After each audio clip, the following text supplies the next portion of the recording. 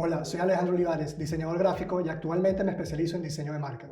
En este video te voy a enseñar cómo yo hago estos efectos de tinta desgastada, tinta impresa en papel o tinta corrida que son tan populares hoy en día y que ayudan a darles a nuestros artes finales un poco más de vida y textura.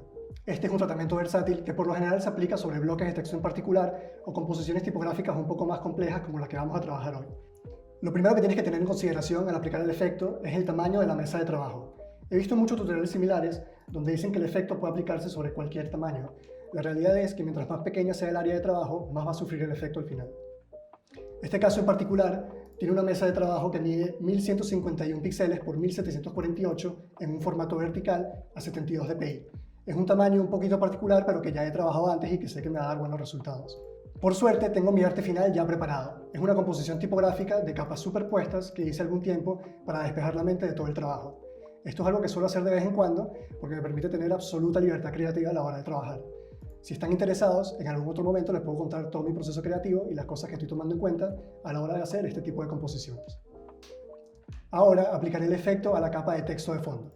Como en realidad es un texto que va a quedar pequeño en el fondo y no quisiera que se perdiera por completo, lo que voy a hacer es aplicarlo mediante un filtro de threshold o límite.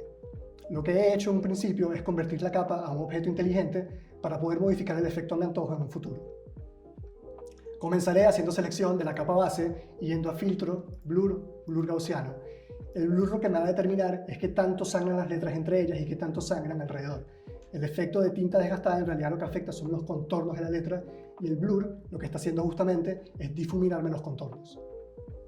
Por ahora dejaré el blur gaussiano en 2 píxeles y aplicaré el ajuste de límite. Este ajuste lo puedes encontrar en Imagen, Ajustes, Límite o Threshold. Algo que debes saber sobre el ajuste de límite es que en realidad lo que hace es convertir imágenes en escala de grises en imágenes de alto contraste donde solo está en blanco y negro. Entonces, si fueses a aplicar esto sobre una fotografía o algún tipo de arte que estás importando que tiene muchos colores, deberías llevarlo primero a escala de grises. Aquí podemos ver ya cómo empiezan a deformarse las tipografías en el fondo. Mientras más o menos intensidad tenga, más o menos van a sangrar las palabras entre ellas y más o menos van a sangrar hacia el exterior de los contornos. Por ahora lo dejaré en 155 y le daré a OK. Aquí podemos ver cómo haber hecho de nuestra capa un objeto inteligente nos da la libertad adicional de poder incrementar o disminuir la intensidad del filtro. Pudiésemos entrar al efecto de blur gaussiano y, por ejemplo, si subimos el efecto a 5 píxeles, hacer que nuestro fondo sea completamente ilegible. Por ahora, sencillamente dejaré el efecto en 2 píxeles y el límite como está para tener un fondo que se ve bastante distorsionado pero que aún se puede leer. Teniendo ya nuestro texto de fondo listo, voy a proceder a aplicar el efecto en nuestro texto protagonista. La realidad es que aplicar el efecto mediante una técnica de límite y blur gaussiano termina dándonos unos bordes que se ven bastante pixelados. Claro, en el texto pequeño esto no se nota porque estoy viéndolo de lejos y pareciera más bien que la tinta se está corriendo, pero en el texto grande no quisiera que eso me pasara.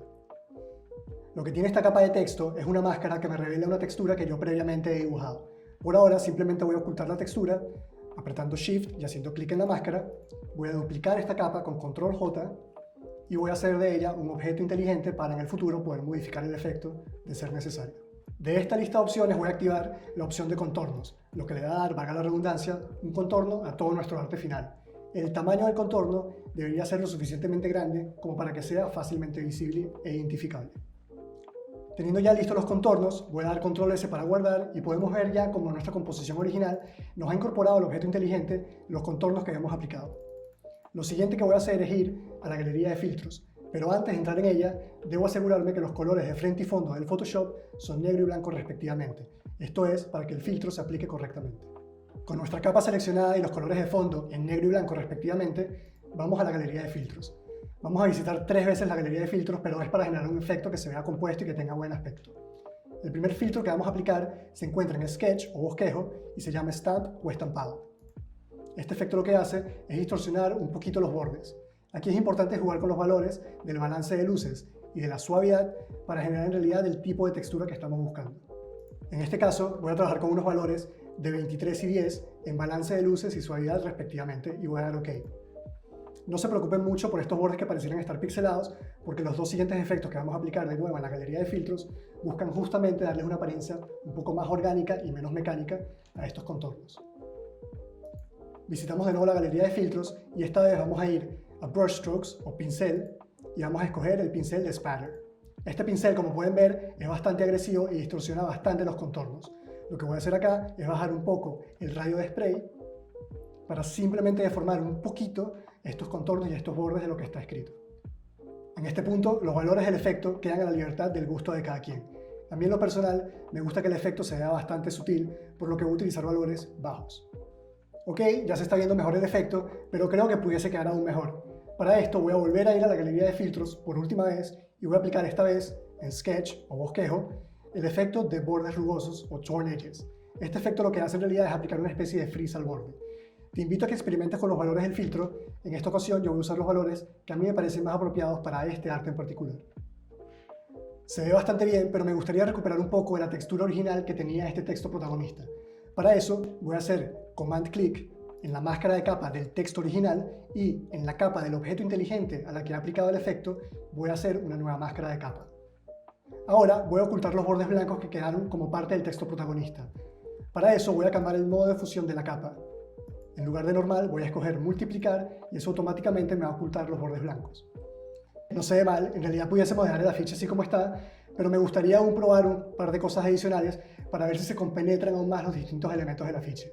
Para esto voy a revelar las distintas capas que tenía ocultas y que conforman la composición final del afiche. Voy a hacer uso de clic Alt Shift E para combinar todas las capas visibles en una superior y voy a hacer de esta capa superior un objeto inteligente.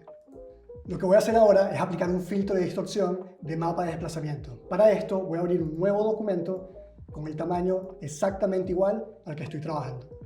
Voy a introducir la textura que les hemos compartido previamente en la descripción. Una vez la textura tenga el tamaño de la mesa de trabajo, simplemente voy a guardar y solo tengo que recordarme el nombre y el lugar donde he guardado el archivo. Ahora y de nuevo en el documento del afiche y con la capa superior seleccionada, simplemente tengo que ir a Filtro, Distorsión, Mapa de Desplazamiento, Displacement Map y, escogiendo un valor bajo, buscar aplicar el efecto haciendo uso del documento de textura que recientemente hemos guardado. Pero en realidad si apagamos y prendemos la capa, nos podemos dar cuenta que ayuda a integrar los distintos elementos del diseño. Si quisiera exagerar un poco el efecto, bastaría con entrar en el mismo, en la capa del objeto inteligente, e incrementar o disminuir un poco el valor numérico asignado.